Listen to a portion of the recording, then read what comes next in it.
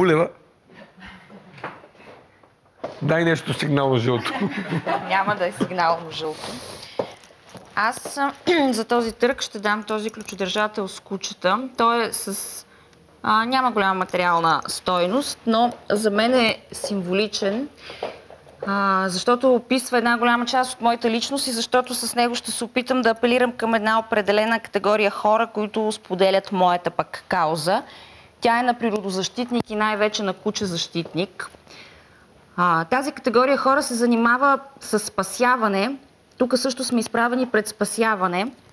В единия случай спасяваме животи на животни. За мен всеки живот има своята еднаква стойност и еднакво важен. Тук спасяваме живота на един отбор.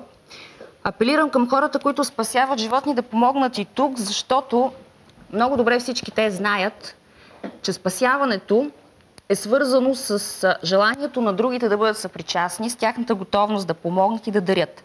Спасяването на едно животно зависи от помощта на другите и всички те знаят много добре колко е важно тази помощ да бъде оказана в точния момент, независимо дали е малка или голяма, всяка помощ е важна.